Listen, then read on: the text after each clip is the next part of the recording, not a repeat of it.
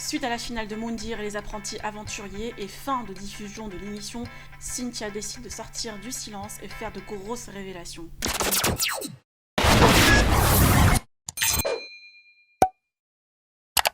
L'équipe des Blancs, Ilan et Ilona, ont gagné la saison 2004. Les deux candidats émus se sont exprimés à ce sujet sur le réseau. Cynthia, très discrète, n'a jamais briefé un épisode ou une épreuve, à part quelques retweets de certains fans et une courte story pour remercier ses followers qui la soutenaient face au supposé acharnement subi par d'autres candidats.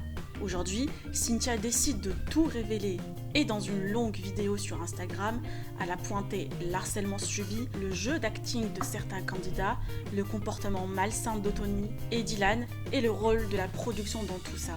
Dans un premier lieu, la jeune femme a déclaré que suite aux événements et pressions, elle a été suivie psychologiquement par un cabinet de thérapeutes et qu'actuellement, elle essaie de tourner la page petit à petit. Ensuite, elle a dévoilé ses relations avec Ilan et Anthony et enfin le rôle de certaines candidates et tout ce qu'ils lui ont fait subir. Cynthia soupçonne que tout a été scénarisé et séquencé pour la nuire, termine sa vidéo par exprimer son grand regret d'avoir participé à ce type d'émission. Bonjour. Après avoir quitté vos écrans, j'ai envie de vous raconter le dernier jour de tournage, là où j'étais dans mes pires états. Je pleurais comme j'ai jamais pleuré de ma vie.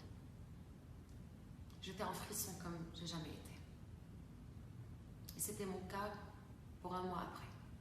A commencé. J'étais en thérapie dans un cabinet à Beyrouth au Liban.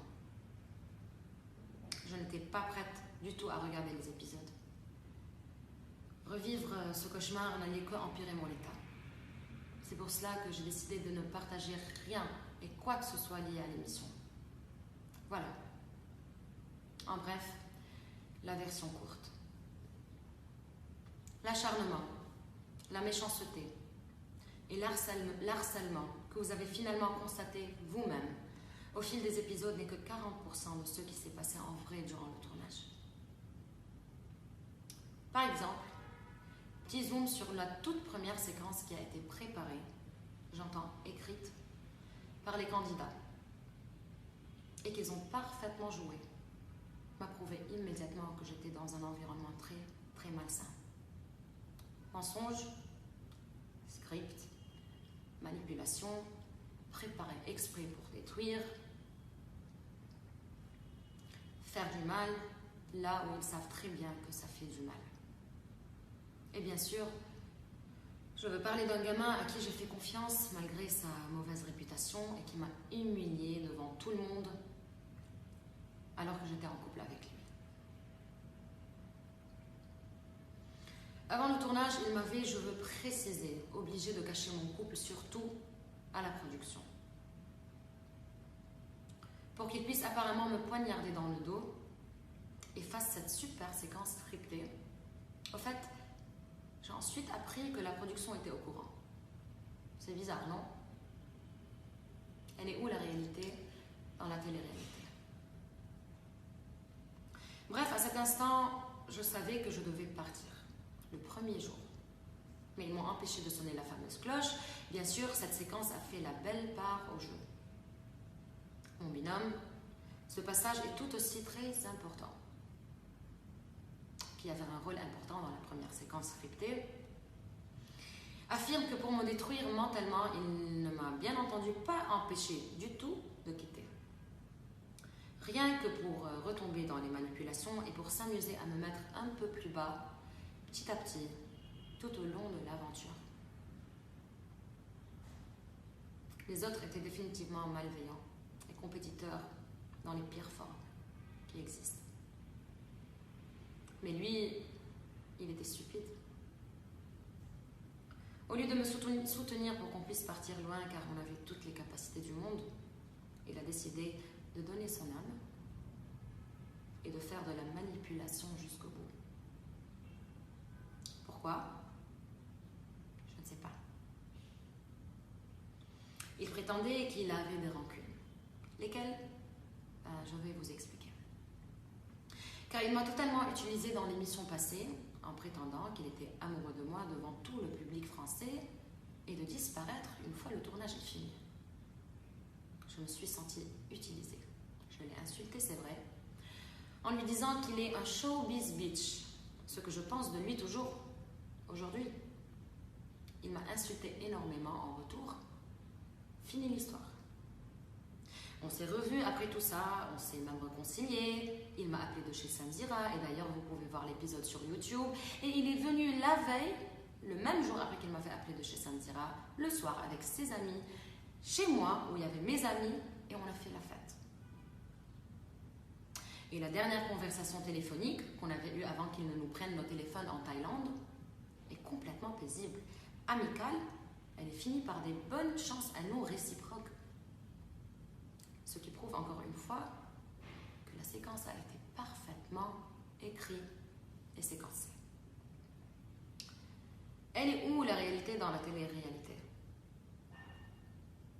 D'autre part, il y avait ces deux filles à qui j'ai jamais adressé la parole, qui ont décidé elles aussi de tomber dans les manipulations et se sont acharnées contre moi. J'ai essayé de deviner pourquoi.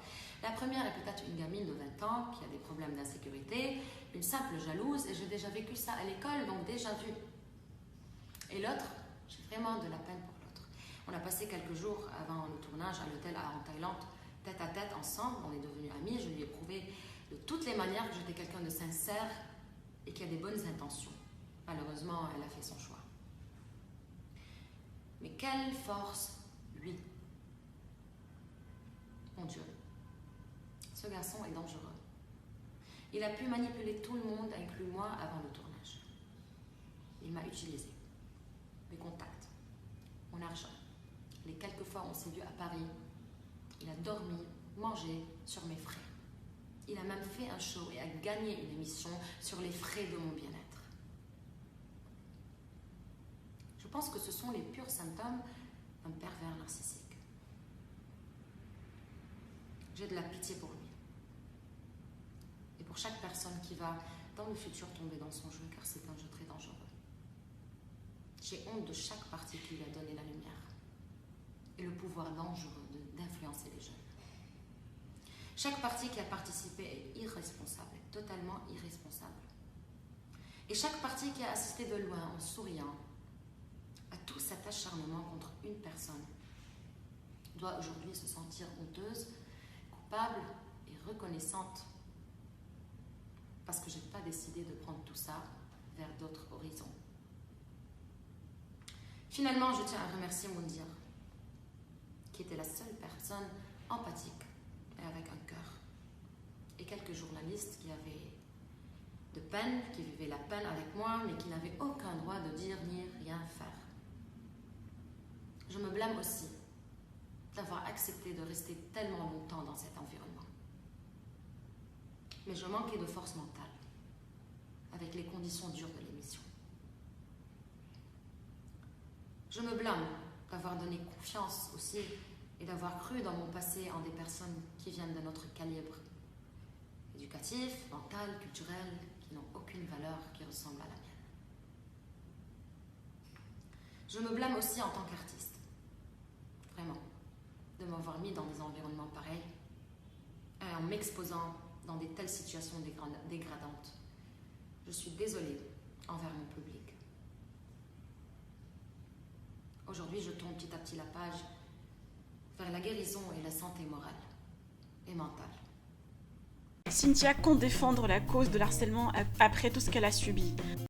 Je refuse de penser une seconde qu'il y a un enfant, une femme, un adulte qui vit au quotidien ce que j'ai vécu dans cette aventure. Dites non à l'harcèlement et au sexisme, car même si vous vous croyez tellement fort et battant comme moi je le croyais, on n'est jamais fort face au diable, sauf si on est un diable. La vidéo a été postée ce matin et pour l'instant, aucun des candidats n'a réagi. Je n'hésiterai pas à partager avec vous des nouvelles informations dès qu'il y en a. Si vous n'avez pas encore vu ma première vidéo sur Cynthia, je vous mettrai le lien en barre d'infos.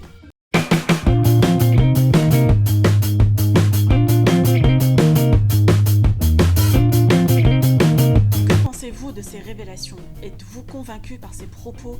Vous pouvez me laisser vos avis en commentaire et n'hésitez pas de liker et de vous abonner si ce n'est toujours pas le cas.